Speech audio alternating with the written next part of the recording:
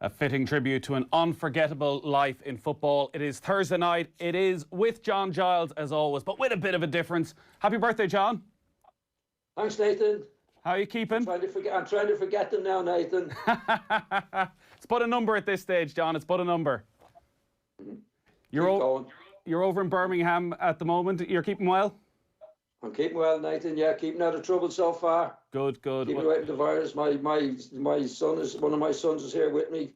Ah, brilliant. Setting it up, making sure that everything is okay. Brilliant. Well, look, it's a real shame that we can't mark the occasion in person. I'm sure there would have been a big night out in Dublin with all your family and friends. Hopefully we'll be able to do that over the coming months when things start to get back to normal again. We'll make up, Nathan. We will. Listen, but for the next couple of hours, we've got lots of special guests lined up, so you sit back, relax. Maybe your son will get, Bacardi and Coke, and you can relax for the next couple of hours. I've got it, Nathan. You've started already? Oh, yeah. Jesus. I got warmed up. I should have brought myself in a glass of wine. I could have made it right all night of it. So we got loads of good guests coming up over the next couple of hours, people that you played with, people you played against, people you worked alongside. So it's going to be really good stuff. And just a little surprise for you first, John, before we get started, because we've been asked to pass on a letter to you from the President, Michael D. Higgins, which we sent over last week. It should be there. I think your son might have it for you. It's all framed up. He has it here, Nathan. I don't know if you can see it. Yeah, the President asked us to send it on. I have a copy of it here. I'll read it out for the listeners at home. You can have a look at it there as well. It says, "Dear John, on this, your 80th birthday, I take real pleasure in not only wishing you a very happy birthday, Brelaw on Sawsta, but also to thank you for everything you've done for Irish football. Unfortunately, we will all have to mark this special day in new restricted circumstances, but there's no restriction on our gratitude to you for your enormous contribution to Irish football, both on and off the pitch, where you are widely regarded as one of Ireland's greatest ever players. It's important that it's also acknowledged that in your roles as manager and pundit, you shaped our collective approach to the beautiful game. You reminded us and indeed showed us what to strive for when it comes to football in this country, and you constantly emphasised to us the importance of that vital ingredient of all football matches, respect and fairness. As President of Ireland, but also as a soccer fan, I thank you for so many great memories. Berbianach agus Scotch Michael D. Higgins, Uachtar Heron, President of Ireland." So a nice little gift for the President for you there, John. Oh, it's brilliant. Yeah, brilliant, Nathan. Like most people, I wouldn't expect anything like that. I know he's a football fan, but it's a great honour, and I'm very, very, very happy to hear that. Well, look, I think the President summed up the various stages of your career there far more eloquently than I ever could, John. But we'll get our first guest on because he's somebody who was there for pretty much all those stages. He played alongside you, he played under you, he played against you, and he sat alongside you for so many years as well on the panel on our television. Liam Brady, good evening. Good evening, Nathan, and happy birthday, John. Thank you, Liam. Liam, I know we were talking yesterday and you were trying to figure out when was the first time you'd played against John and when the first time you met John was. Did you figure it out in the end? I did, with your help. Yeah, I was convinced that when I played against Leeds, I was just a week shy of my 18th birthday in 1974. So it was February 1974, and we played Leeds. And I was in the Arsenal team, and I was convinced that John played against me that day, but at 80 years of age, he's got a better memory than me. He wasn't playing, actually, but we played against a very good Leeds team. And I was hoping to impress because, I knew John was the player manager of the Irish team. And I hadn't played that many games for Arsenal, probably a handful. And, I wanted to make my mark and get into his head so I could get into the Irish squad. And he actually watched the game and came on the team bus, the Arsenal team bus at the end of it. We were in the car park and he just came on the team bus and he came and shook my hand and he said, "I'll be in touch." And although we got beat by a very, very, very good Leeds side that day, 3-1, I went home a happy man. At that stage in John's career, as you say, he has the influence as Ireland manager, but he's also at the peak of his powers. He's still involved with a Leeds team that have just won the league. What's it like? Is he an intimidating figure, or is he very keen to impress the young guy coming through in Irish football? I don't really understand your question, Nathan. What was he like back then, the first time you met him? Well, the first time I met him was like for 2 minutes. He just came on the couch and shook my hand, and he said I'd be in touch. And then I got to know him in August of '74. We had a training get together. He organised at Bisham Abbey. One of the innovative things he did when he was Irish manager, and he picked I don't know, maybe 20, 24 players in a get together to get to know them, for them to get to know him. And we had a big game against Russia coming up in October, and he wanted to have some kind of preparation for that. And I got to know him then, and he was manager, but he was also the player, and he had a great sense of humour, and all the players were very comfortable at Bisham Abbey that time, and we were preparing really for the first game in the Euro Championships against the Soviet Union. I did my training, whatever. The squad was picked for the match against the Soviet Union, and I was in the squad. I didn't know I was going to be playing, but I was in the squad, which was a huge thrill for me and my family. Actually, if I can go back, I first saw John playing in 1964 when my brother Ray played with him, and they beat Austria in a big European match at Dalymount Park. John was in the same team as my brother Ray, and that was 1964. So here I was 10 years later in 1974. Wow. In the squad, and then learned from John that I was going to be playing, I was going to start the game. And you can imagine how excited and thrilled and proud I was. And what an incredible day it was on your debut against Russia. John, you've spoken about Liam and seeing him as a young player and what a beautiful player he developed into. You obviously spotted the talent there at a very young age when you were able to throw him into such a big game as a teenager.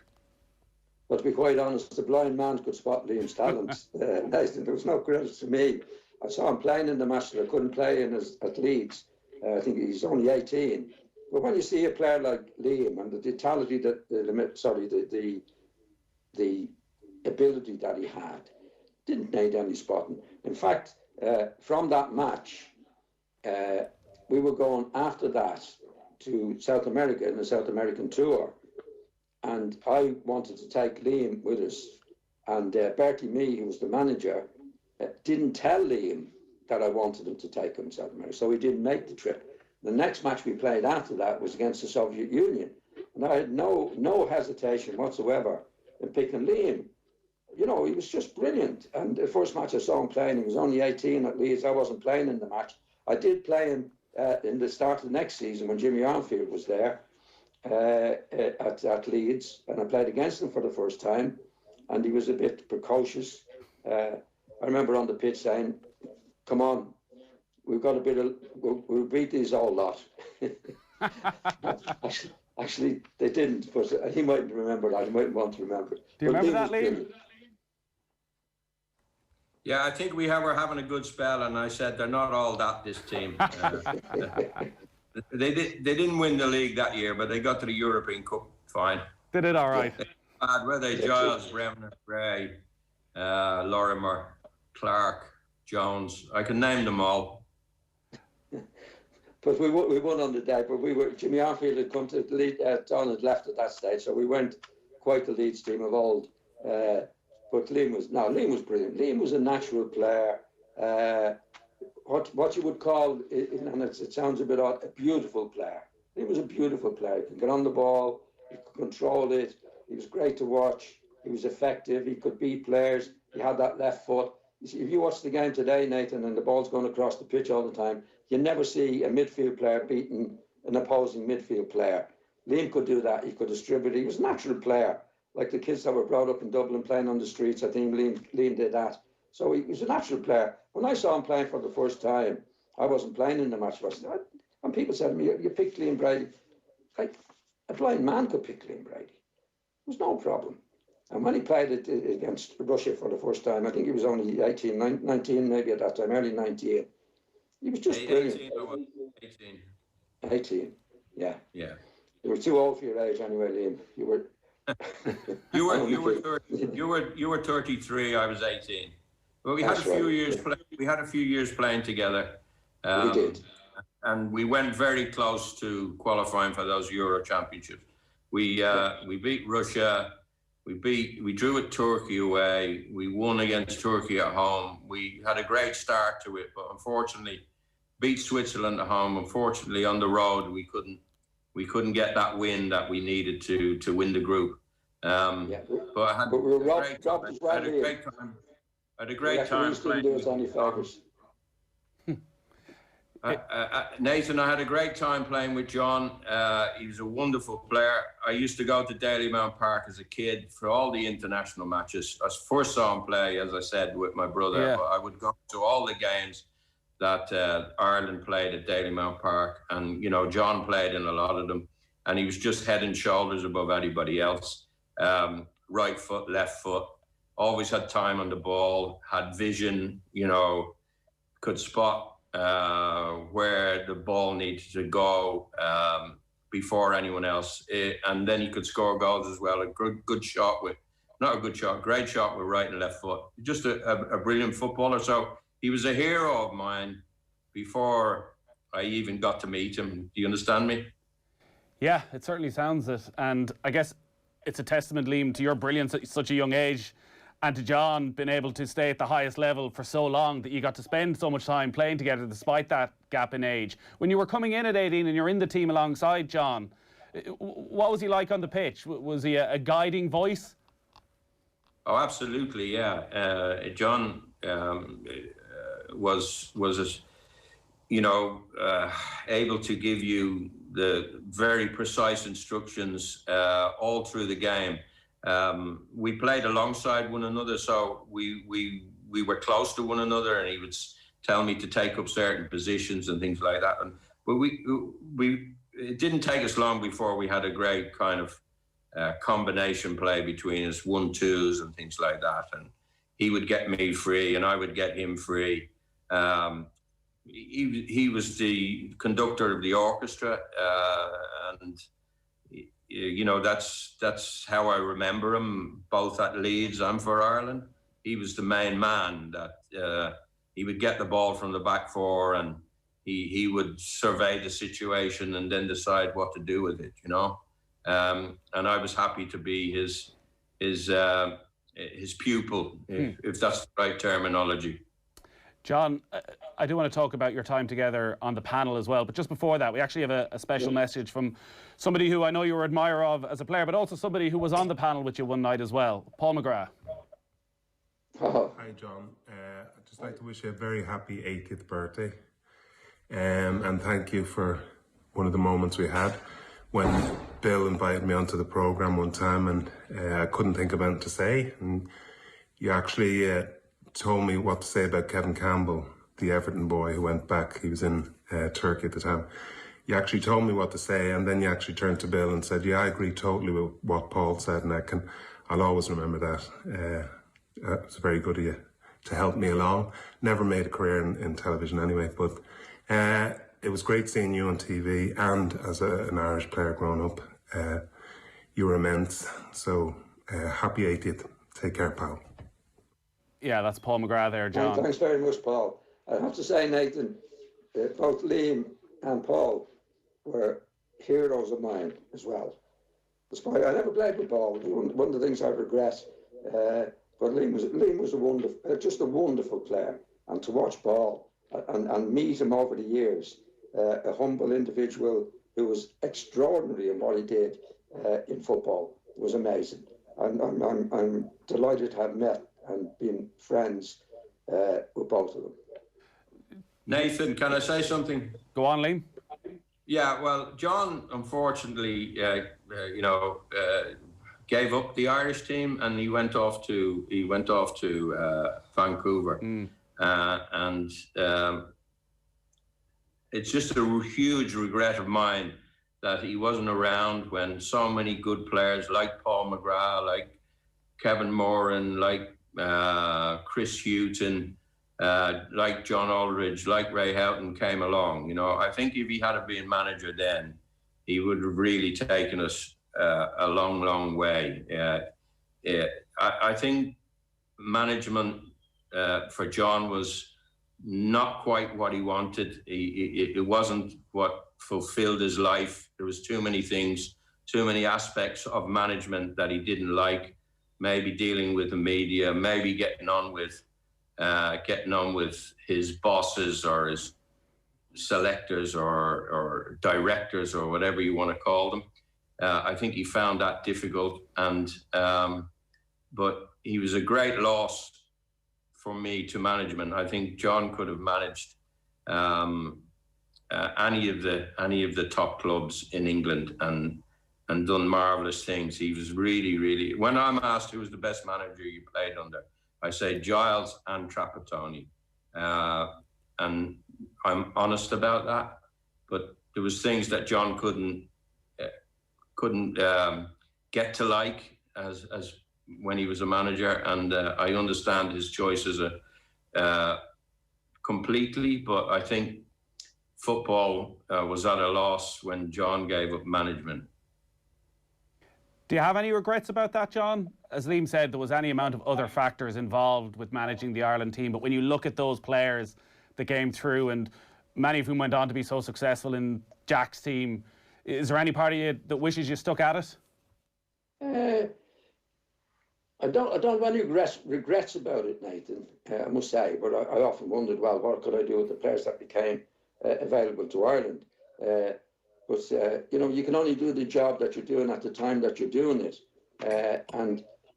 Like when I look back on my time, when I came into management in the Irish team, because there was nobody else doing the job.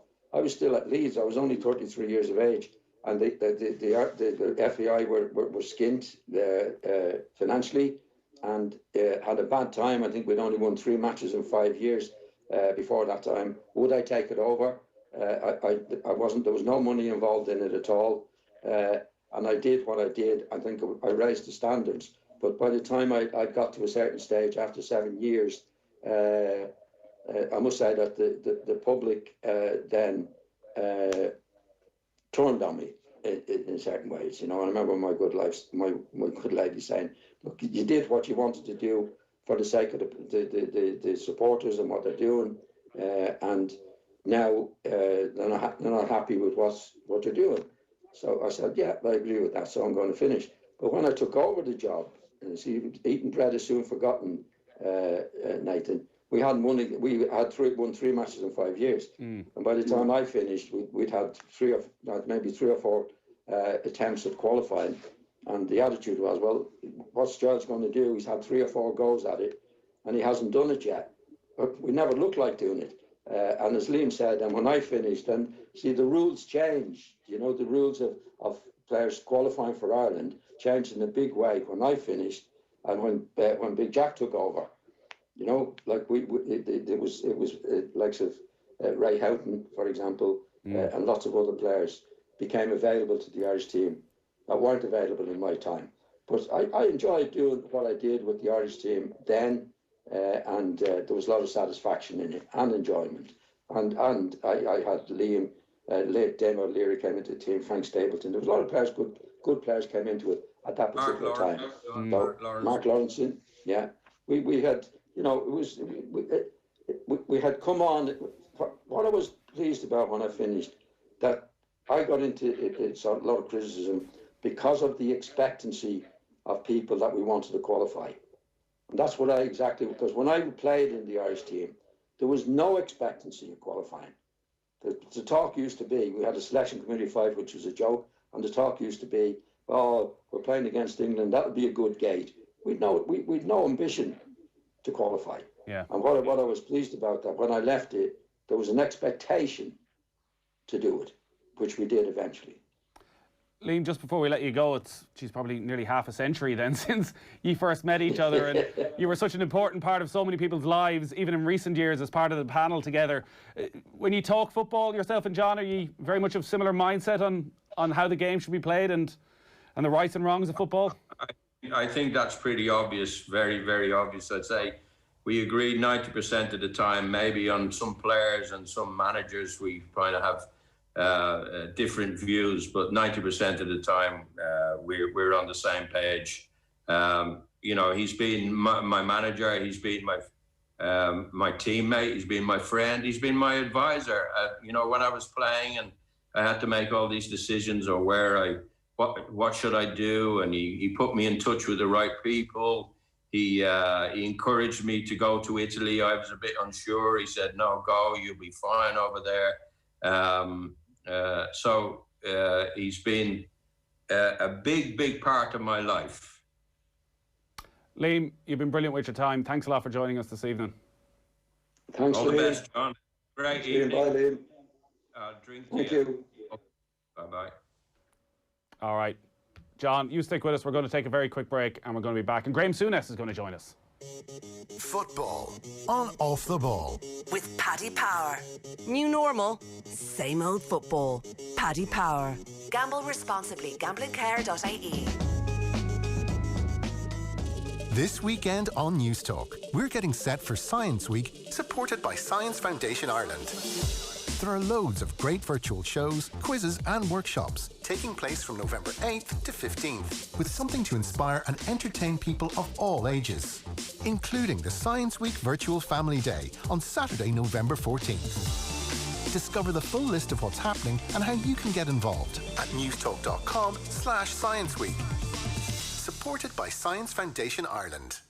Hear and be heard like never before. Enjoy your favourite music with sound redefined at Harvey Norman. Smash your workout with the Jabra Elite Active 75T earbuds, now with active noise cancelling, just $199. Or take the party anywhere with the JBL Flip 5 portable speaker with up to 12 hours of music blasting battery life, now $119. Sound redefined at Harvey Norman. Shop safely in store for home appliances and essential technology, or our full range online at harveynorman.ie.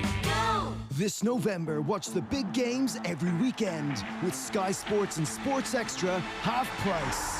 This week it's Man City Liverpool, live only on Sky Sports. Splendid, succinct Liverpool! In one of the biggest games in the Premier League calendar. Manchester City are being merciless! Get Sky Sports, BT Sport and Premier Sports half price for 6 months. Search Sky Sports Sale. New Sports customers only. Standard pricing applies after 6 months or if cancelling one element of the bundle. Minimum term and further terms apply. Hello, Micheál Mara Hirtigan. And I'm Sonia O'Sullivan. We're getting better at talking about our mental health. But we're still not great at asking for help. Are you prioritising mental health in your workplace? And looking for the right team to back you? Then talk to I Am Here, the Irish-based global leader in mental health and well-being. Visit IamHereTribe.com and make mental health the #1 priority for your team. Slán.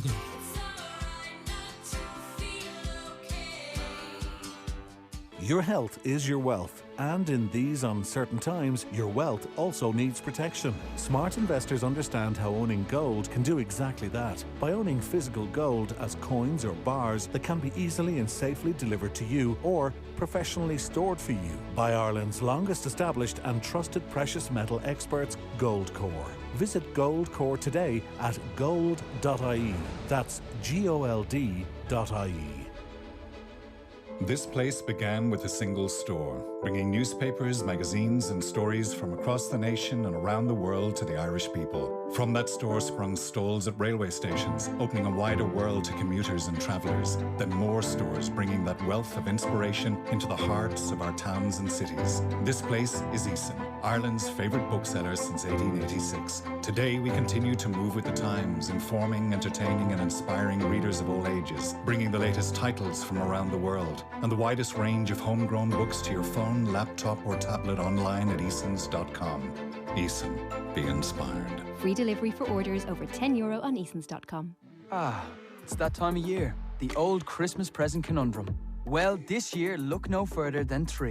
Because we've crammed our online store with amazing gifts and offers like €60 off the stunning Samsung Galaxy A21s, now just $99.99. Just a taster of what to expect when you shop at 3.ie. All you need to make someone's Christmas. From the network with 5G in every county. 3. Make it count. While stocks last. 5G service subject to coverage and device. See 3.ie for details. Football on Off the Ball. With Paddy Power. Minimal contact in stadiums shouldn't stop the usual suspects from going down. Gamble responsibly. GamblingCare.ie. Rapid Vienna 4-2 up against Dundalk in the Europa League. We are celebrating John Giles' 80th birthday on this evening's show. John, you're still with us? I'm here, Nathan, yeah. Good. You don't get rid of me that easy. You've obviously, John, been an inspiration to many people over the years. Liam Brady touched on it there. One I'm not sure if you knew you were an inspiration for was Chris Kamara, who wanted to send you this message. Wow, Johnny Giles, 80 years of age, what a lovely man, I have to say. But not only that, one of the best footballers I ever saw. Absolutely magnificent. Right, people say never meet your heroes. Rubbish, absolute rubbish, because I met Johnny Giles and he was everything that I expected him to be. When I was a kid, I was a Middlesbrough fan, and Eric McMurdy, Northern Irish, was my hero. And then I saw Johnny Giles playing for Leeds. Absolutely superb, different gravy whatsoever. I got the opportunity when I started at Portsmouth to play against Johnny Giles. Unfortunately, I played up front with George Graham for Portsmouth against West Bromwich Albion. John Weil and Ali Robertson were the two centre-halves, but this fella in midfield, who I adored completely, ran the midfield. Player manager he was of West Bromwich Albion. What a man, what a hero, what a player. And it should have been Johnny Giles and Billy Bremner managing Leeds forever and a day. Nobody knows which way it would have went, manager or assistant manager, but it wouldn't have mattered. They would have been fantastic. Johnny Giles, happy birthday from Cammy. Yeah, great stuff from Cammy there. Who would have been manager, assistant manager, John, between you and Billy Bremner? Well, at the time, I think I was 2 years, I was still 2 years older than Billy. And Don recommended me for the job. And the board turned it down. Yeah. At that time. Brian Clough, and the rest is history, eh? Yes. Yeah, not good history, unfortunately. No, certainly not. 44 days, yeah. Here, we have another guest on the line. He's a man who, again, you ended up in a TV studio with, but a player who you had plenty of battles with through the years. And I know a player you had huge admiration for as well on the pitch. Graeme Souness is with us. Good evening, Graeme. Good evening. Hi, John. Hi, Graeme. How are you doing? Happy birthday, you know, bugger. Is it 80 tomorrow? Yeah, big 8-0, Graeme. How did you manage to get comes this around far? quickly. How did you manage to get this far working with Duffy? It's hard to know. No, I knew him for a long time, Graeme. I knew him. He came to Manchester United when I was there when he was 15. So I know long over a long period of years. And I'd have to say, if it wasn't for Eamon, he insisted that I get on the panel in RTE, Graeme, at that particular time. They weren't very keen on having me. And he insisted, or certainly did his best to get me on it. Which was I have a lot to thank you for in that respect as well, because when if you remember, I think it was at France, was it World Cup? We actually spent a car journey. I can't think where it was. I think you had gone over there and decided to come back. It may have been from the airport into town. And you said to me, I recently got sacked at Newcastle, and you won't remember this, but you said, if you spend a year to 18 months out of management, you'll think to yourself, why did I ever do that job? Because it drove me crazy. And that's exactly how it panned out for me. You know, I was a year out of it, and I'm thinking I had several chances to go back, but those words you said to me that day in the car resonated with me. It was forever in my head afterwards, and I'm so glad I listened to that advice. And I have to say as well, you know, I've been doing it for, I think you were close to 30 years, so if not 30 years. I think I'm about 15 years, 16 years, and I learned so much with working with a pair of you. You're a pair of rascals, you're a double team. I certainly had to be on my toes when I was working with you two. There was no prisoners taken in those days we were at RTE. What was it, Graeme? What was it you learned from the two lads when you went on the panel on RTE? Well, I think just sharp, just looking at the game differently. You come into it thinking you've been a player, you've been a manager, this will be easy. But I think you start to, you're looking at it in a different way. I think my approach to it now is, and I think it was John's as well, you're trying to look for something in the game that the man watching at home's not seeing, and try and sort of maybe explain that to him or point it out to them. And sometimes, certainly in Johnny's sidekick's case, throw a few hand grenades in, where you'd say something and John and I would look at each other. Did he really just say that? Did he really mean that? Or are you just looking to get us to join in the conversation? So I think from the two of them, I learned so much in those early days, and I've got a lot to be thankful for. We just had Liam Brady. I think what happened then, Nathan, when Graeme, I think, came to us in RTE, I think he found a freedom, a bigger freedom to say what he wanted to say than he had done on Sky or whatever it was. Wouldn't that be fair, Graeme? Yeah, 100% you had correct. License to say, really say what you mean on it, because Eamon was doing it, I'm doing it. And of course, Graeme was great. I mean, Graeme is by far and away the best pundit I can see on Sky in a big way. Thanks, John. In a big way. And he was a great player to start with, which but I think could be a big help. But John, that's what I think I have a lot to thank the pair of you for, because, that was my education, if you like. I was coming from, which was a sort of quite a conservative approach at Sky at the time, and then working with you guys, it made me realise, no, that is not the way to go. It's all about, I think I've always been fairly straightforward, but I think I went to another level of working with you guys when I saw the way you operated, where you just called it. Where at Sky you had to be a little bit more protective in what you said. I think it's changed at Sky somewhat now. I think people are encouraged to be a little bit more, use the word truthful, or say it as it is. But I have a lot to thank you, the two of you, for. Graeme, I'd say there's not a Thursday night that maybe your ears aren't burning when John is on with us, because anytime we're talking about midfielders in the Premier League, and we're talking about great midfielders and what they should be, you're the player he name checks again and again and again. You had some battles down the years as well, though. You played against each other right from it didn't start so well, did it? In the first meeting in Ayrton Park? No. He sorted me out every time I played against him. I was only thinking about half an hour ago.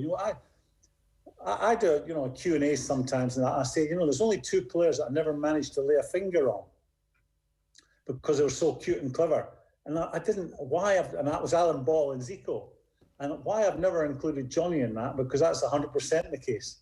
I never got within a yard of him. He had a radar that was beyond the very best players. He knew where the danger was. Me as a young player going around lunging at people. I never got near John, and all the times we played against each other. I can remember at Ayrton Park, if you were coming out the tunnel at Ayrton Park, we were kicking to the right-hand goal, which was a Holgate. There was Middlesbrough home supporters anyway. And I went out to get a short corner kick, and I can remember looking to play it first time. As I was playing it with my left foot back into the box, he was standing on my shoulder and said, "Hey, have some of that." And he did me properly. So I have to say, it was all a learning experience. It was great for me. You don't enjoy it at that particular time when you've had a dull one, but you think I learned so much. And I think if I look back in my career, I'm not saying it because it's his 80th birthday, I'm not saying it because I'm on radio, but I think more than anyone else, I think I learned from playing against him that, there was people out there that you had to look after yourself and be very, very careful that you didn't extend yourself and follow through when you were kicking the ball. I think I have a lot in my career to thank Johnny Giles for in that respect, where I had to be aware, you're playing in midfield, it's a minefield in there at times in those days, muddy pitch, aggressive types in there. And I learned so much from that. I couldn't be stretching for stuff. I couldn't be falling through when I kicked the ball, because there was maybe a Johnny Giles waiting around the corner, but there wasn't too many Johnny Giles in world football then, in those days. In terms of your style of play, because the way John talks about you as a player, that all-round midfielder, that you could be a tough, tackling, aggressive midfielder, Graeme, but you could also do the other stuff. you could also pick out the right pass. You could also turn a player. You could drive forward. That sometimes midfielders are pigeonholed now, particularly you're a holding midfielder, you're a creative midfielder. Back then, it seemed the two of you were a bit of both. Johnny and I see the game the same way. You know, I've just highlighted and sort of the side that if you're a proper player, people came looking for you. So I've highlighted that John could look after himself. But I've not mentioned how good a player he was. You know, what a cute and clever player he was. He had every single club in his bag when it came to passing. He understood when he'd pop it off first time, take an extra touch, whatever. You would think of, you know, Billy Bremner and him, where Billy was a fizzer. You know, he was in amongst it all the time, where Johnny was he was pulling the strings more than maybe Billy. Just a very cute, very clever, very talented footballer with a magnificent football brain to see where the game was going and make decisions in the game which would influence in a big way. And I thank him for the kind words he said about me, but we're here to talk about him. Oh, probably 80 years old. I hope I get to 80. Here's hoping, Graeme. John, I'm just thinking, I know he was only a young lad at the time in that game in Ayresome Park. I still wouldn't have been making an early enemy of Graeme Souness.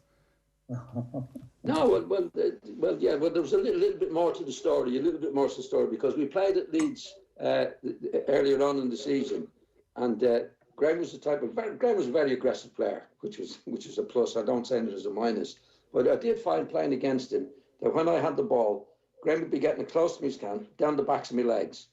He wouldn't remember that. He wouldn't want to remember it. My attitude in those days was, I'm not going to say anything, I'm not going to do anything, I'll wait till the right time.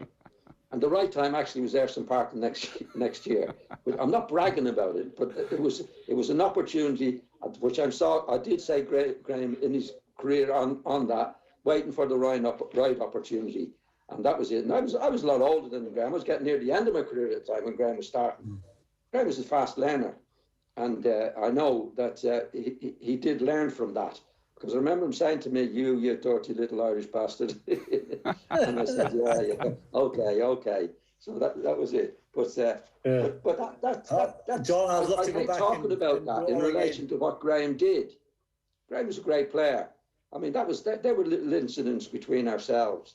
But I had great respect for Graeme. He was a great player. What he did at Liverpool, he was the first player at Liverpool, in my opinion, that was the real general in the team. And I played against the Liverpool teams before him, before Graeme came along. They never had a midfield like that. They were terrific teams.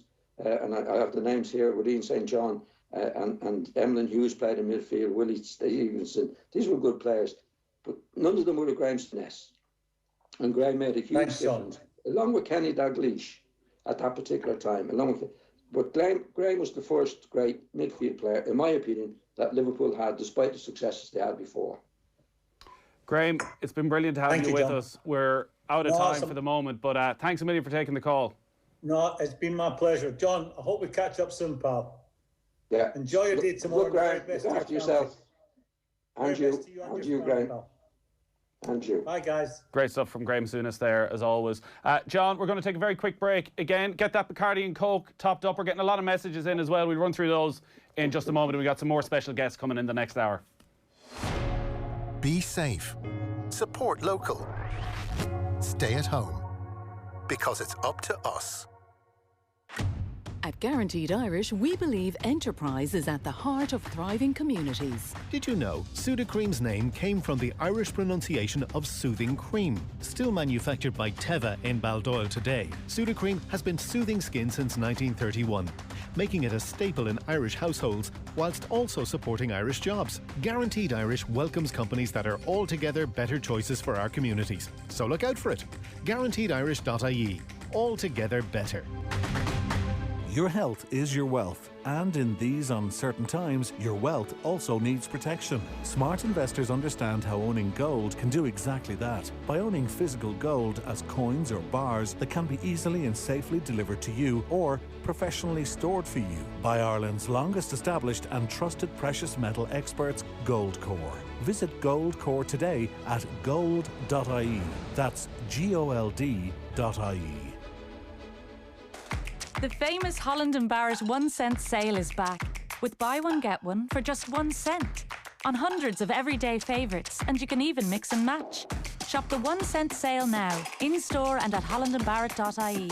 And 17th of the 11th, 2020, selected items, cheapest item 1 cent, subject to availability. Remember Rufus? Hello. He's our hand-washing hero. Ta-da!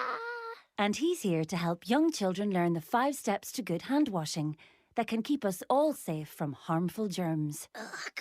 Rufus knows it's important to wash your hands regularly, especially after using the toilet, coming in from outside, and before eating.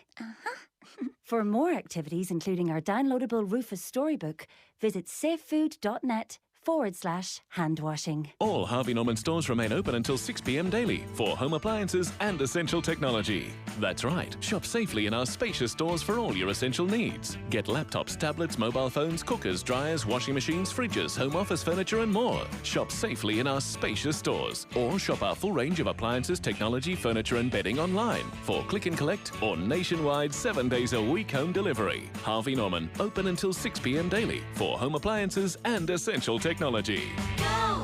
When you visit dunstores.com, you'll discover safe, quick and hassle-free shopping. Dunstores.com is open 24/7, so no matter what time of day or night, customers can shop our full range of products in home, fashion and all things Christmas. We deliver to your door, or you can order online and collect in stores using our free click and collect service. Shop for what you need on dunstores.com today. Dunstores.com, here for our customers 24/7. Terms and conditions apply. For live GAA score updates, stats and more as they happen, check out the new GAA Live Match Centre on the Boyle Sports app. Why not check out the hottest action on the biggest match of the week right now and make Boyle Sports #1 for GAA this championship season. Boyle Sports. This is betting. Need help? Contact gamblingcare.ie. 18+. Across Ireland. This is the IMRO Radio Awards National Station of the Year. This is News Talk. Good evening, I'm Stephen Burke. 591 more people in the Republic have tested positive for COVID-19 and 3 more patients have died. Officials at the Department of Health say Ireland is one of just 2 EU states to succeed in reducing infection rates as the rest of Europe faces a second surge. They believe that every 10 people infected with the virus are now only passing it on to between 7 and 9 others. Professor Philip Nolan, head of NEFIT's modelling group, says there's been a 50% drop in cases in recent weeks. As of yesterday, the average number of cases reported per day over the preceding 7 days was 591, almost half what we were seeing 2 weeks prior to that, where we're seeing around 1,200 cases per day on average being reported in the week centred on the 21st of October. Democrats in Pennsylvania are trying to reverse a legal ruling allowing Trump team observers inside the US election count in Philadelphia. Joe Biden's campaign team claims victory is imminent. Pennsylvania is a key state which could be crucial in determining the winner of the White House, with the result still too close to call. Corey Lewandowski showed reporters a legal document as he arrived a little earlier. This is an order from a judge that allows us access to this building so our people can monitor what's taking place. We're going to go and make sure that democracy doesn't die in darkness. That's what we're going to do. Supreme Court Judge Seamus Wolfe has met Chief Justice Frank Clark about his controversial attendance at the Oireachtas Golf Society dinner in Clifton last August. The meeting took place this afternoon after it was previously put back on 4 occasions. The outcome won't be revealed for a few days. And the US envoy to the Norths revealed he was told the EU could use aviation to put pressure on Britain to avoid a hard border in Ireland in the event of a no-deal Brexit. Mr Mulvaney speculated on how that pressure on Britain might be applied. What I took away from the meeting was that British Airways continues to want to fly from London to the continent, and that if Europeans got really, really upset, they could make BA's life very difficult. So, no, I did not go into the specifics. That's it for now. More in an hour. News Talk Weather. Thanks to the AA. For peace of mind, we provide cover for your valuables outside of the home once they're specified on your home policy. Go online to the AA.ie. Cloudy tonight with mist and fog building and a risk of some patchy drizzle. Clear spells in the southwest, taking temperatures down to between 1 and 3 degrees, but it'll be milder in other parts with lows of 4 to 8. Now you're up to date on News Talk. Off the ball. This is News Talk. You're welcome back. It's Thursday's Off the Ball. Nathan with you, a very special Off the Ball because we are celebrating the 80th birthday of our good friend John Giles. John is still with us. You there, John? Yes, I'm still here, Nathan. 18 Still years. sober. 18 years of Thursday nights on Off the Ball. Yeah. It's remarkable. You're getting used to me, Nathan. We're getting used to you now, yeah.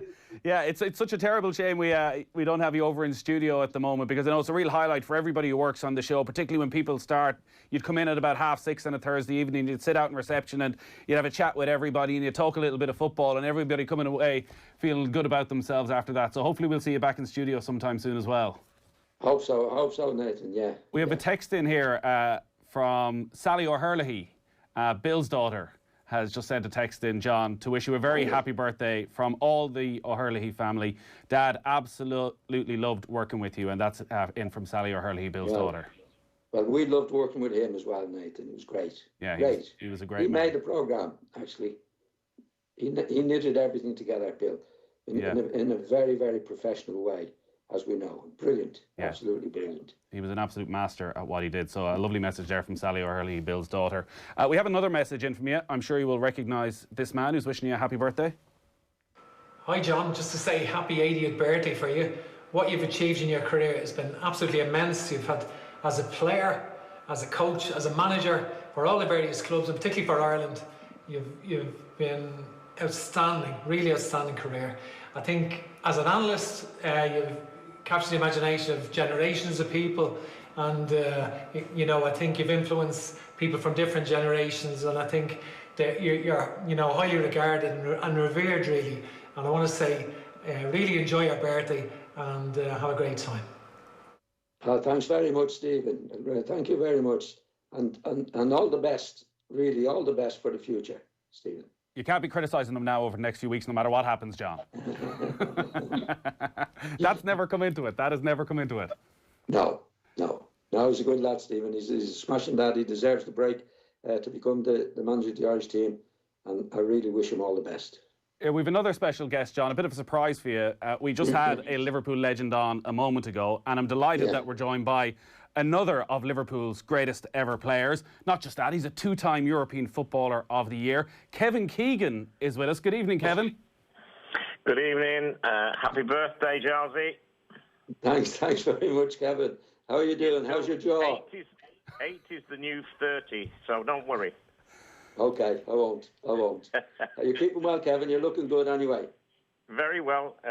Yeah, obviously, like everybody else, stuck in the house a bit, doing jobs. Yes. I've done it. The garden looks great. All the house has been painted. But big day for you, mate. Yeah. It's coming up. The time goes by quickly, Kevin. You're okay though. Yeah. Yeah. Thank you.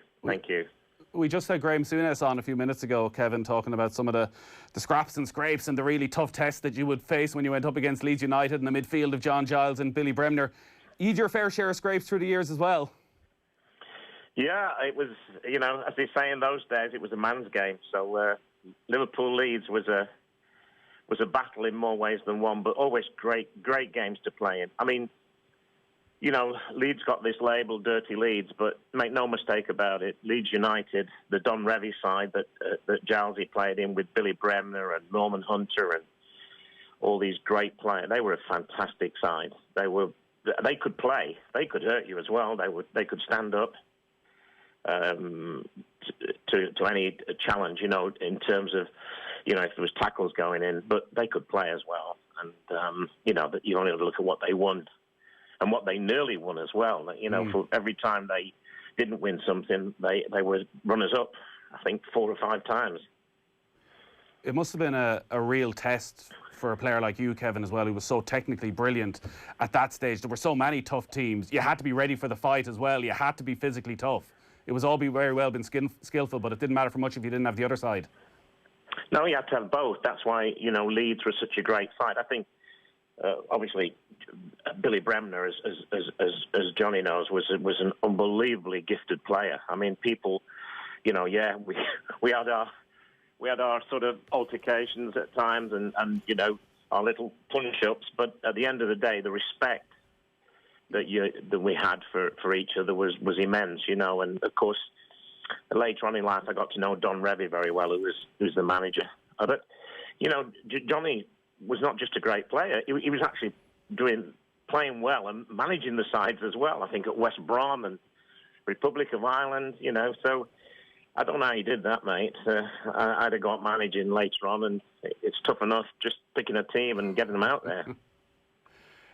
John, Kevin mentions the punch-ups and the scraps and scrapes and all that. Like, it's funny how now you can look back in the 70s and you go, it's a little punch-up. If that happened in this day and age, there'd be a public inquiry into it, and it'd be the most outrageous thing football has ever seen.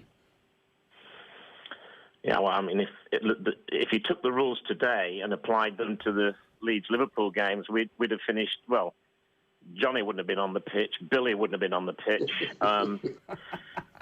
Norman Hunter wouldn't, I don't think Alan Clark would, Tommy Smith certainly would have probably got sent off in the kick-in, you know. It was a different time, a different era, and, you know, if someone like Johnny tackled you or Billy or Norman, who I came up a lot against Norman Hunter, if he really hurt you, the first thing you really wanted to do was not to show that he'd hurt you. You know? Yeah. There was no diving, Kevin. Yeah, you don't show it, even if, you know, you could see your ankle hanging off there, you know, from a tackle. You think, just walk away, you know, just make them think it didn't even hurt, you know? And then sort of cry after the game when you feel the pain going back in the car, you know, to your home. I think the idea, Nathan, in those days, as Kevin said, that if somebody caught you, like Tommy Smith was a hard nut, caught Billy, I would say caught me, you didn't want to show it. You know, if you wanted to get up and say, well, you didn't really get me there. Whereas nowadays, some of the lads are staying down looking to get Tommy Smith sent off. And as Kevin says there, Kevin got his fair share from the Leeds team with Norman and a few of the lads. But I'd have to say... Yourself included. Yourself included. Okay, I'll include myself, Kevin, in that. I took a left but I'd have to say this about Kevin. We had our due at Wembley, as you saw. But I'd have the highest respect for Kevin. In my opinion, Kevin Keegan transformed Liverpool when he came. Was it from Shrewsbury? Kevin? Scunthorpe. Sorry, Scunthorpe, right? Liverpool went from 66 to 73 without winning a trophy, and Kevin Keegan was responsible for the transformation of Liverpool at that particular period. And I had a clash with him at Wembley, as we know, but I have the highest respect for Kevin Keegan. And Kevin Keegan, on an off-field matter, was the first player to insist that he would leave a club while he was under contract. Because when you signed professional forms in my day, you were tied to the club for life. And Kevin Keegan broke that particular rule when he told Liverpool, I believe, Kevin, that in 12 months' time, I'm going to leave here. And he did. People forget about this. This was a huge thing. This was before freedom of contract or anything else. What he did for Liverpool, there's no doubt. Liverpool had gone a few seasons without winning a trophy. And Kevin Keegan transformed Liverpool. I've no doubt about that. And people think I mightn't like Kevin because we had a little bit of a clash at Wembley. A little bit of a clash. Just a little bit. It was only you'd call a minor skirmish. What did you do to him, Kevin? Because we don't understand. Because John Giles is the gentleman. John Giles wouldn't react like that. What did you do? Yeah, the Johnny Giles that you know was a gentleman, but the Johnny Giles that played for Leeds was like his twin brother. When he went on a football pitch, it was another Johnny Giles. He was lovely off the pitch. So was Billy. Norman Hunter was charming. You know, a wonderful player too. But you know, Johnny's right there. In going back to those days, the club had all the power. They gave you a contract, and you know we used to queue up at the end of the season to get new contracts. And if you were on £50 a week and you wanted 70 or 60, and the manager said, "Look, no," you couldn't sort of say, "Well, I'm going." You know, they just said, "Well, stay on your old contract, and we'll sort it out next year." You know, the clubs had all the power. You couldn't play for anybody else, Kevin. No, you couldn't. It was one-way street. If you didn't agree terms, they say, "I'm not going," and you could say, "Well, I'm not playing for you." That's okay. You can't play for anybody else.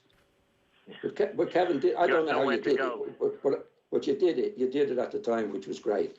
And as I said before, you had nowhere to go in those days. Coming back to the Wembley thing, I seem to remember you punching me And I think it was Bob Matthewson was the referee.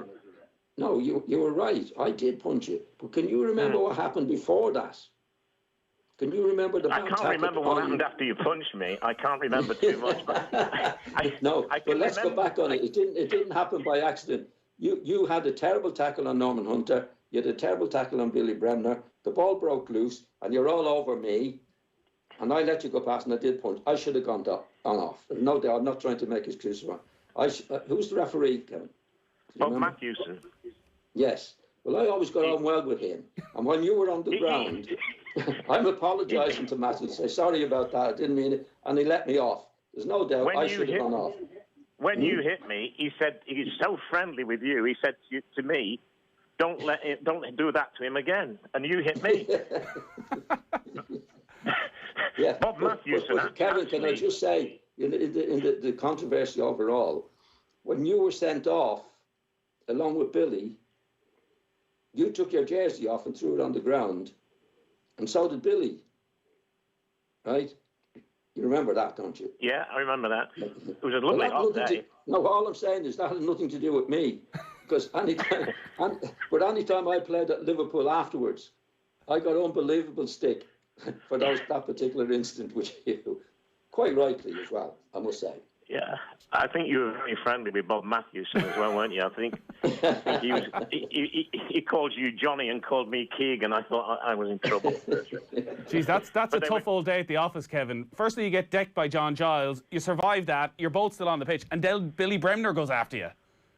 Yeah, well, Johnny used to go in first. And I think the one they all sort of learned to look after themselves from, and Johnny will back me up on this, I think, is Bobby Collins. Bobby Collins was about 5'4". Yeah, but he was as tough as nails, wasn't he? Yeah, what a great player. Yeah, what a great player. He was tough. He was tough as nails, but he was a great player. He was a great player. And the particular incident at Wembley, which was I was in the wrong. I think Billy was in the wrong. You were in the wrong. But I don't think it ever involved or stopped my admiration for Kevin. But I don't know if it's a look of Kevin's admiration for Billy myself. I hope. Anyway, I don't know if it's the look of the Irish yet there, but you said you were out of order, Billy was out of order, and I was out of order. But Billy got 10-week suspension, I got 10-week suspension, and you were still playing every week. I could never work that one out. Yeah, well, I wasn't sent off. Actually, what happened, I think, Kevin, the reason you got the big suspension that you did, and Billy did, you took you off your jersey first and threw it on the ground when you were walking down the touchline, and Billy copied you. Billy copied you. That's the main thing, I think, at that particular time, that there was such a long suspension. It was taking the jersey off. It wasn't the kicking. Ultimately, it wasn't the kicking. If you keep on like this, I'm going to get another 8-week suspension. If you keep on about it, the FA will ring up and suspend me for another 8 weeks. In fairness, Kevin, you were in great shape, so I don't blame you for taking the jersey off at that stage of your career. I don't know why I did it. Someone said to me, why did you do that? I don't know. But Nathan, that was one incident that happened which wasn't good. Let's get back to the real fact. Billy Bremner was a great player. Yeah. Kevin Keegan was a great player in my opinion, and transformed Liverpool. The fact that I wish I'd have had you as my agent, Giles. If you'd have been my agent, I would have been more on £40 a week at Liverpool. You'd have got me a lot more money the way you're talking about me. Yeah, but that's why you went to Germany. You went on 40 quid a week in Germany, were you? No. He's not just saying that because you're on the line either, Kevin. Over the last few months, John has been picking his all-time greatest teams from players he's played against, and he had you in his all-time Liverpool team and his all-time England team. John, Kevin is a player you have huge admiration for, and the skill he brought to that Liverpool team. Nathan, Kevin Keegan was a great player. A great player. Don't forget, I also made some records as well, so I'm going to sing happy birthday to you. Go on, Kevin, go for it. Well, I've no problem with that. Maybe not a good idea. I think you were as good a singer as you were a footballer, were you, Kevin? No, definitely not. I'll spare you that. But have a great day, mate. Obviously, wonderful to hear you, and just great days, great memories. What a team Leeds were, and enjoy and have have a good night with your family. I appreciate that, Kevin, and the same with you. And all the best for the future. God bless. Well done. Thank you. Kevin Keegan there. Great stuff, Kevin. Thanks a lot for joining us on Off the Ball this evening. Brilliant stuff, John. I think he came to some sort of an agreement that, you weren't too much at fault. Even though you did land the punch, you were provoked. There was something that happened at the time, Nathan. It was no big deal. I mean, it was a big deal, really. But as far as I never resented or felt any bad feelings towards Kevin Keegan. It was what happened on the day, And he says, Bremner was a great player and Leeds were a great team. And it was mutual respect. I never realised how, especially when that's a Liverpool team who've just won the cup final when it really mattered, Leeds are the champions. And I never realised how historic an occasion it was, in that it's Bob Paisley's first game in charge of Liverpool, but he asks Bill Shankly to walk Liverpool out. Yes. And also in charge of Leeds is Brian Clough. Yes, Don, they're both two great managers. Bill Shankly and Don Revie retired at the same time. That was the amazing thing. And what happened, actually, Liverpool, in my opinion, were not clever, but they were right. They appointed from within with Bob Paisley. The Leeds director made a total mess of it and appointed from without, which was Brian Clough. Yeah, and it was a bad move. So that was the history. Bob Paisley went on to be very successful with Leeds, and Leeds from then on went down, down, down. Yeah, a bit of a sliding doors moment in the history of Leeds United. John, we're going to take another quick break. We've got some more special guests coming up in just a moment.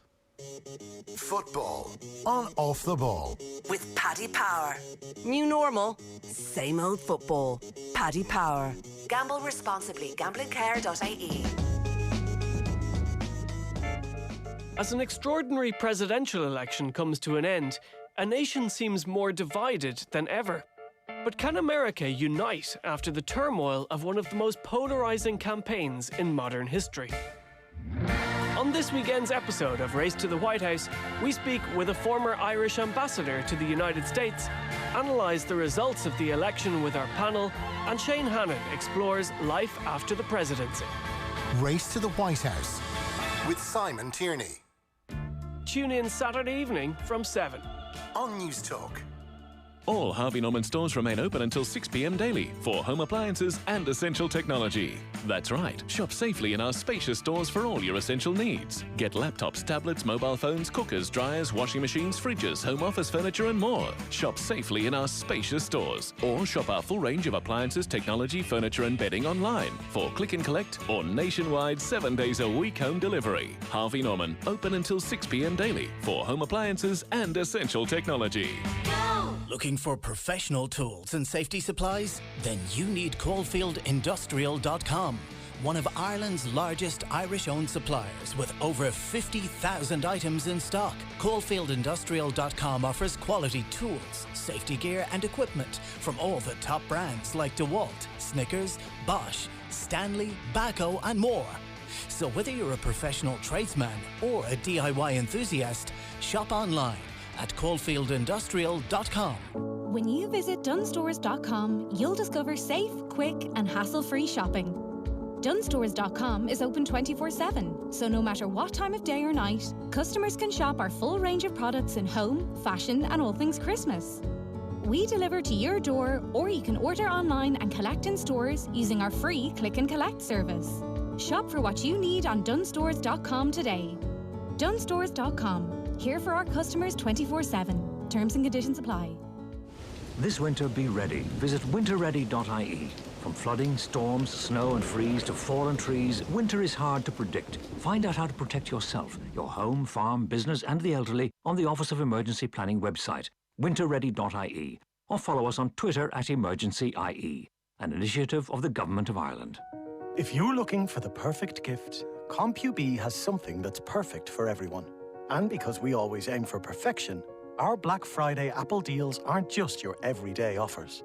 Offers like 10% off Mac and AirPods, 10% off Beats, 5% off iPad and selected Apple Watch, and many more available now. When you think Apple, think CompuB, your local Apple expert. Shop online at compub.com for home delivery or free collection from your local store. Terms, conditions and exclusions apply. Bet smart this season with stat betting on the Boyle Sports app. For the first time ever, bet on shots, shots on target, tackles, passes, assists and more, all powered by Opta. Why not check out the hottest action on the biggest game of the week right now on the Boyle Sports app? Boyle Sports. This is betting. Need help? Contact gamblingcare.ie. 18 plus. Football on Off the Ball. With Paddy Power. Minimal contact in stadiums shouldn't stop the usual suspects from going down. Gamble responsibly. Gamblingcare.ie. You're welcome back. We're celebrating John Giles' 80th birthday. John is with us. We have more guests coming up in a moment. But John, we have a huge amount of text messages coming in wishing you well and wishing you a happy birthday. We've one in from the Irish Supporters Club London branch, who said you were a wonderful guest at a tribute night that they put on a few years back. So they're wishing you all the best and a happy birthday. Thank you. We also have a few texts in. Happy birthday, John, and more of them. In 1974, 4 of us skipped school in the afternoon to go see Ireland in Dalier to beat a world power USSR in sporting terms so convincingly in a packed stadium. Still with me today. The skill, the atmosphere, tension, absolutely brilliant.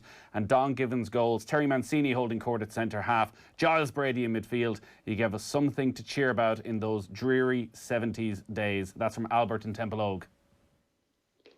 Nathan, can I just ask you a question there? Yeah. Were they behind the goal at the shed? I'm not sure. Is half of Ireland was behind that goal, were they? Yeah, well, I've met 30,000 people that were behind the goal that day. Yeah, it was without question the standout day, I think, of Irish football, probably until Euro 88.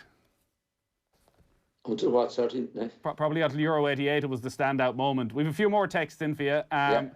Sorry, Nathan. Some of my fondest memories with my father were us and my brothers watching the Ireland matches together and listening so attentively to John Giles, Bill, Eamon and Liam. They became such an important part of our lives and sparked so many conversations. When John spoke, there was silence in the room as though we were listening to the professor speak. That's what John is to me, the professor of football, which is a beautiful text sent in. Lovely. I've a similar text from my dad wanting to wish you a happy birthday, because I grew up in the exact same sort of household where the match was entertaining, but you could talk, you could chat, you could discuss things, but the second John Giles came on at half time, everybody had to be silent because the decision was made then on how things were actually going for Ireland. And we have a huge amount of people texting in, younger listeners I think as well, who very much remember you and were guided in their thoughts on football by you on the television. Aon O'Riordan, who's a TD in North Dublin, says one of my proudest days in politics was unveiling a plaque to John in his home place of Ormond Square. Happy birthday to the greatest. That comes in from Aon. Yeah, thank you, Aon. And as a lifelong Leeds fan, I've watched so many of Johnny's greatest matches. Now my 12-year-old is on YouTube searching out old footage of Leeds games. He believes John Giles is the greatest player ever, and I totally agree.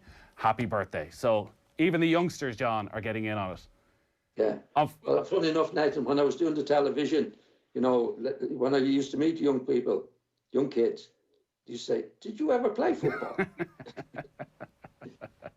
Yeah. It's like the only time the song was on television was. I used to say, yeah, of course I did. A little bit. Yeah. Yeah. Now they're all on YouTube, but unfortunately, you only get about 3 videos before the Kevin Keegan punch is the next one down. Okay. Have you seen it before, Nathan? I have. I watched it back yesterday. That's why I hadn't actually realised, as I said, that Clough and Paisley. Like people used to write to me and tell me to take up boxing. You caught him pretty sweetly, and your relationship with the referee, I think, even though we are 40-something years on, we may still need to investigate it. I think so. Yeah. We have another message in from an old friend of yours, Dr. Alan Byrne, who's the Irish team doctor, wanted to say Doc. Yeah. Good evening, John. Just want to wish you a very happy 80th birthday. I must say it doesn't seem that long ago that you were showing myself and my younger brother David down in Wexford how to take up good positions to receive the ball on a football pitch. Some things never change, do they? I value our friendship so much, and I'm so happy that it has become a strong bond over the years. You have been, without question, the greatest influence on my life. Your wisdom is unbounding, your humility is unbelievable, and your ability on the football pitch and off the football pitch is legendary. I really look forward to seeing you soon, where we can have a sing-song and talk about football as we always do. So have a great evening, John. Look forward to seeing you soon. Take care. Thanks, Alan. I must say, Nathan, I think if it hadn't been for Alan, I wouldn't have reached 80, to be quite honest. He's looked after you well through the years. Brilliant. Absolutely brilliant. One of the greats. Yeah, that's Alan Byrne there. Alan's the team doctor with the senior men's team. So obviously they're going to be heading off with Stephen Kenyon. They've got a busy couple of weeks ahead. We have another guest on the line. He is, some say, West Brom's greatest ever player. He is West Brom's all-time leading scorer. Tony Brown is on the line. Good evening, Tony. Good evening, Nathan. Great to talk to you. John is there as well. Hello, John. How are you, Tony? I'm fine, thank you. Good, Tony. I'm great. So far, Tony, so good with this all this stuff going on. Granny, I'm good. And you're good. Good. Yeah. Tony Brown is the only person that had a statue erected for him at West Brom. Wow. Quite rightly. Tony Brown is one of the great stars and servants of West Brom and Albion. Played, I don't know how many matches Tony played. I know he scored about 205 plays. Anyway, he was great. And when I went to West Brom, I played against Tony, funny enough, quite a few times over the years. I wasn't very proud of it, but I did call him a lazy so-and-so one time when I was playing against him. Do you remember that, Tony, do you, when I went to West Brom? Yeah, I do, John, yes. You've just reminded me. Tony was one of the greats, Nathan. He was when I went to West Brom first, I didn't start off very well. Tony didn't start off very well, and I didn't realise what was going on. But there was a lot had gone on from the previous manager that the players didn't like, and Tony in particular. And I didn't understand it. But I found out very, very quickly that once Tony got going, and I think the training changed and various things changed, and Tony Brown became, he had been a great player for West Brom, but he became, for me, as manager of West Brom, a great player and a great lad. He was one of those, as a manager, does his training, does his playing, no fuss, no bother, and one of the best. Tony, you've seen all sides of John Giles. You played against him and you played alongside him and under him. Playing against him, how good was he? Absolutely brilliant. Absolutely fantastic. You know, you knew you were in for a game. You knew the rest of our team, we knew what a great player he was. We tried to stop him. We tried to plan to stop him, but you couldn't. You know, and when he came to West Brom, and you know, I played with him. The other lads played with him. They just found out what a great player he was, Nathan. And I always say, when I go to functions and have little talks with supporters, and they'll say, "Who's the best player you've ever played with?" And I say, Johnny Giles, without a doubt. Absolutely fantastic. And what he did for West Brom, Nathan, when he first came, I can't explain, because West Brom was down and out as a club when John took over. And he transformed it so quickly. And that first season he came as player manager, we got promotion back to the big time. And it was all down to John. He was a player manager as well, which made it better for us players to play with such a world-class player. And as I say, I played with some good players at West Brom, Nathan, but John stands out for me. And his knowledge of the game and how he transformed it and made the whole team enjoy playing their football, it was just a delight to play under him. John, it's come up a few times tonight, the player-manager role at West Brom. It does sound a little bit insane that at the same time you were player-manager with the Republic of Ireland and player-manager with West Brom for a couple of years. How had you any time to do anything? Well, funny enough, in the game, Nathan, they used to say, from manager's point of view, that once the players step over the white line, you've no control over them. Yeah. Right? Yeah. Now, when I was playing with Tony and the rest of the lads, I was playing with them, so I could have some control over it. And I think it depends on your temperament of whether you can do it or not. But my take on it was that what I was doing at West Brom, wasn't anything different to what I was doing at Leeds. That was because that's the way I played. Luckily enough, in that respect. So actually, and it was a plus being the player manager, because as you said before, they used to say once they step over the white line, you've no control over them. Well, I was stepping over the white line with the lads, so I did have some control over it. So that's the way it worked. I think if you have the temperament to do it, and I felt that I'd have the temperament to do it when I went to West Brom. And when I went there first, obviously, I played against these lads.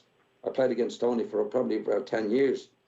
I called him a lazy so-and-so one time, and I'd had rows with a few of the other lads. But once we're in together, I got off to a bad start at West Brom, a slow start at West Brom. We didn't play very well early on. I think Tony wasn't in the team. And I think it was from the manager before. I think there was a lot of... Anyway, they didn't get on with the manager before. And I didn't know that. And I got a very, very slow start. And I think we played at Bristol. Tony might remember he scored that day. We won 2-0. Bristol had beaten somebody 5-0, and they were favourites to go up. And we beat them and beat them well. And I remember coming in at half-time, we were no score, saying to the lads, this is ridiculous. I could feel it, Nathan, that there was an inferiority complex there. Right. And we should have been ahead. And I said, look, we should have been ahead. Let's go and win. And we went down and win the match. And from then on, and actually Tony scored that day again, we went on and on and on and on from there. But that was the start of it. And Tony himself then became... Well, Tony was a model for any manager. Come in, no problem, do his stuff, score goals. And Tony got his confidence back. I think Tony's confidence was low, as a lot of the players were. Tony got his confidence back and became the great player that he was at that particular time. So Tony, if you were this model pro, why was John calling you a lazy so-and-so? I think he was trying to wind me up. That's when I played against him. Because I just say he blocked his copybook once, you know, Nathan. He'd just come and he was player manager, and we played at Luton away, and they had a lad called Future playing for them. And before, in the team talk, John used to mention a few players. He said, they've got this lad, Future, just don't bother with him, leave him to me.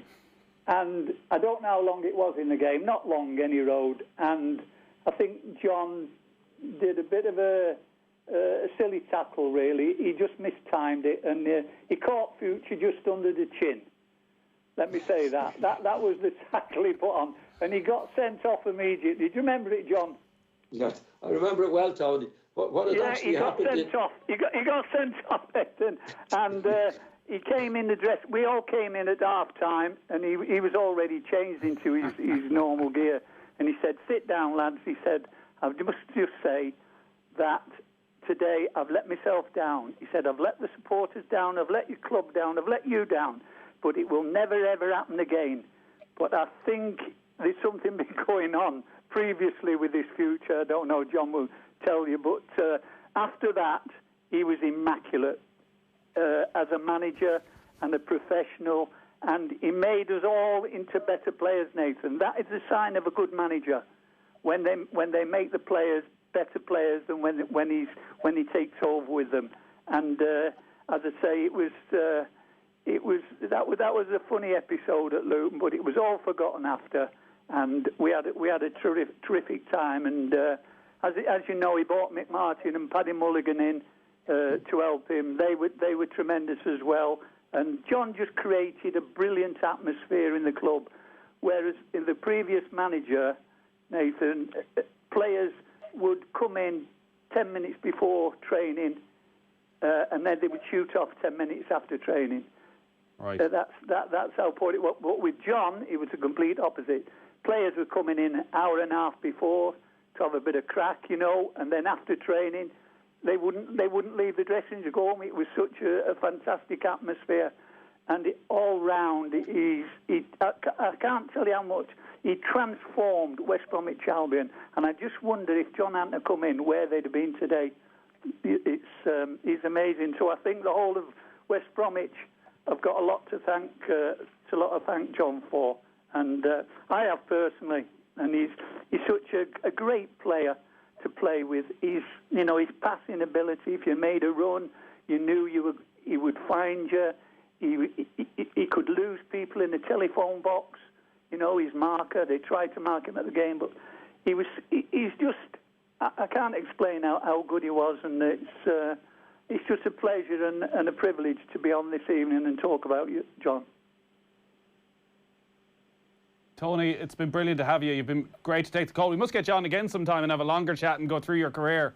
But you've been very good to come on tonight and talk with John. We'll do that. We'll do that. I'll make a promise to Tony that when the virus thing is on, we'll get. I haven't seen him for a long time, so I'd love to get together, have a couple of drinks together, and go back over the old times. Tony. I forgot to mention it, Nathan. And he's the only West Brom player that's had a statue outside the ground. Yeah. And well deserved. I don't know if you have his record there. Have you, Nathan, for the viewers? I have the record here. I think, is it 218 goals, Tony? Yeah, league goals. 218 league goals. That's league goals. All told, 270 odd. Yeah. Okay. Yeah. We don't want to do you 270 goals. How many appearances? How many appearances there, Tony? 700 something. I think it was 700-800, something like that. I'm not one for stats. Right. There's the stats, Nathan. You think that 780 appearances and 270 goals. A legend, Tony. A legend. And the statue outside the ground is well deserved. Great stuff. Tony, thanks a lot. We'll talk to you again, hopefully. Thanks, Tony. Thank you very much, Nathan. And I say it's a pleasure. And I say an early happy birthday, John. Thank you. Thanks, Tony. I'll be in touch. Thank you. See you soon. Cheers. That's Tony Brown there, West Brom legend, as John said. Statue outside the ground as well. 53106 is the text number if you want to get in touch. We are celebrating John Giles' 80th birthday. One last break, John, and one more very special guest to join us in just a moment. Football on Off the Ball with Paddy Power. New normal, same old football. Paddy Power. Gamble responsibly. Gamblingcare.ie. Coming soon, a sci-fi adventure through time. I've seen the future, Mary. Everything's changed. One man's epic journey to save time. This travelling is taking its toll on you, John. No, you're wrong, Mary. With the M50 video account, I can save time, money, and pay me tolls automatically. Time Saver. Out now. Register today on eflow.ie. Perfect for occasional M50 road users. No fees associated with this account. Tolling is a vital source of funding for the operation and maintenance of our national roads network. This November, watch the big games every weekend with Sky Sports and Sports Extra half price. This week it's Man City Liverpool, live only on Sky Sports. Splendid, succinct Liverpool. In one of the biggest games in the Premier League calendar. Manchester City are being merciless. Get Sky Sports, BT Sport and Premier Sports half price for 6 months. Search Sky Sports Sale. New sports customers only. Standard pricing applies after 6 months or if cancelling one element of the bundle. Minimum term and further terms apply. How ambitious are you for your business? At SkillNet Ireland, we believe learning and upskilling are key to any business reaching its potential. That's why we focus on making your business the best it can be.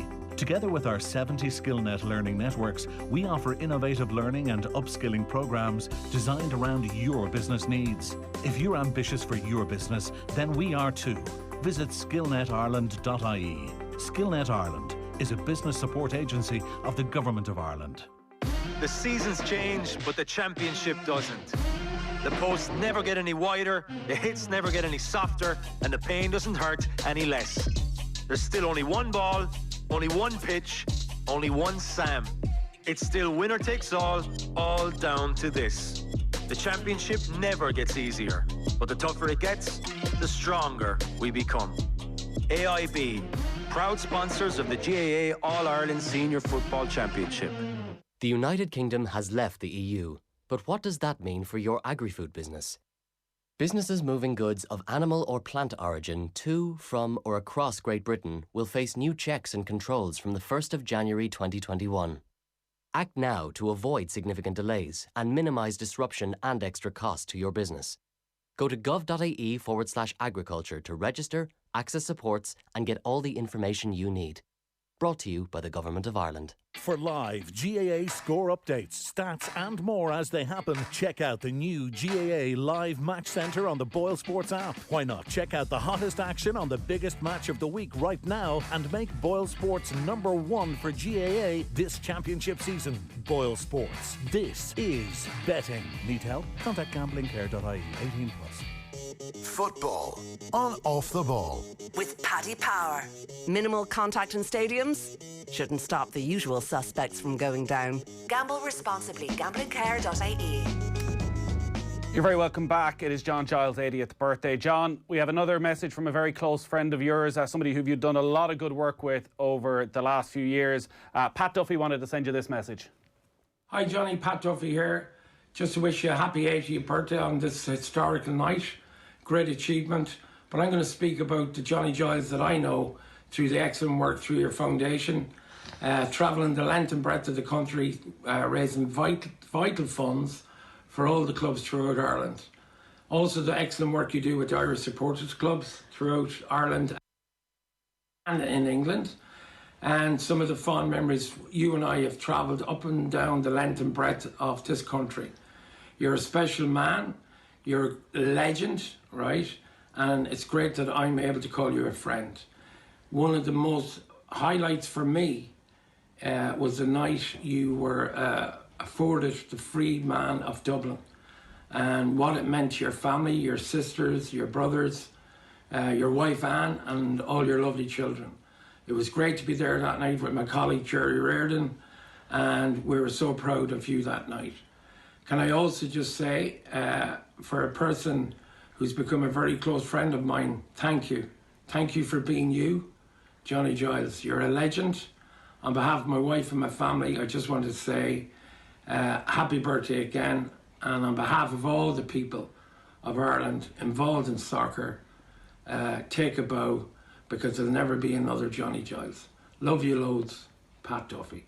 Yeah, that's Pat Duffy there from the FAI, who I know you toured the length and breadth of Ireland throughout the years. Yeah, he looks after me, Nathan. He certainly does. He looks after me, you know, they're going to the places. Oh yeah, he's great. I've heard he looks after you a little bit too well on some of those nights down in Westport. Well, now and again. Yeah. I can't complain about the hospitality. Let's put it that way. No, I'd imagine not. He's great at what he does, Pat, and he does a great job for the FAI. He certainly does. We have one final guest, and listen, we can't leave this night without talking about that brilliant Leeds United team that you were a part of. Eddie Gray is with us. Evening, Eddie. Good evening, how are you? I'm very well. You were on with us a couple of months back, and I was saying to the lads afterwards, it felt like I was talking to John Giles, but with a Scottish accent. You have an awful lot of similar thoughts on the game. Yeah, I mean, Johnny and I get back a long way, and funny enough, we joined Leeds United in the same year. Johnny joined in '63, the year I come down from Scotland. I was a young lad, and I'll never forget the first time I seen John training. We were supposed to be cleaning the stand. Teammate of ours, Mick Bates, and we could find a little niche through a window and watch the first team training. And Johnny walked out, just came from Manchester United.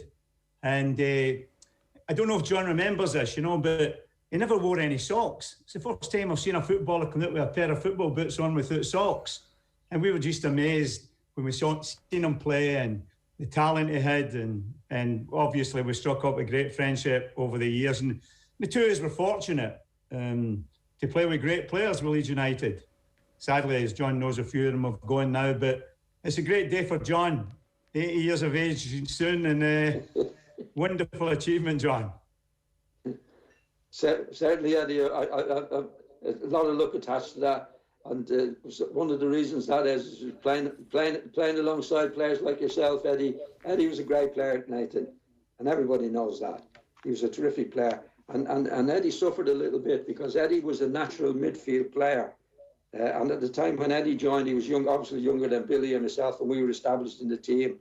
And Don had to make changes, but he had to put Peter Lorimer, for example, was a midfield player. Eddie was a midfield player, and with the established players, Billy and myself, Eddie had to come in on the left wing. Peter had to come in on the right wing, and they were absolutely brilliant. Eddie was an unbelievable player. And anybody that's watching this tonight or listening to this tonight, what I'd like them to do is to go back and try and get the match. Eddie, was it Burnley? Burnley, yeah. Eddie scored one of the most spectacular goals you've ever seen in your life. So I'd recommend anybody that's listening to this tonight, try and get... What year was it, Eddie? Pardon, what year, John? Yeah. It was 1970, John, that. Yeah, try and get it. I'm saying to the young people, Eddie, that that might have seen you play, but try and get that particular match, try and get it lined up and see this particular goal. Eddie I'd just like to say something to John. The whole team. John, you're the reason I'm sitting here, still a frustrated midfield player, because you were playing where I wanted to play, John. And I know that. I know that now. I could never get in the team before you, John. But what a player he made. Not playing in his most favourite position. Like when we played in I get the ball, Eddie was always in a good position. And Eddie was brilliant. Eddie could beat players, he could score goals, he could do all the things. Eddie was one of the great players. And I think he was called the Scottish George Best. That's how good Eddie was. Absolutely brilliant. Yeah, there's not many. Well, John, you weren't so bad yourself, were you? You know, you got a lot of accolades, John, and fully deserved. I mean, great. I mean, funny enough, John, you know, I was reading your book the other day again, A Football Man. And that sums you up, John, you know, because that's what you were all your life, a proper football man. And I read the book with interest when you're talking about your dad, Dickie, you know, and how he was always right, he felt, when he was talking about football. A bit similar like yourself, John. He's being sarcastic now, Nathan. No. What Eddie would say, like Eddie's attitude for me seems to be, I'm not always right, but I'm never wrong. Yeah. I mean, when you look back at your career, John, you know, we were talking there about Eddie just seems to have frozen there for a moment. John, we'll get Eddie back in 1 second there. We've spoken so much about that Leeds team, John, over the last few years.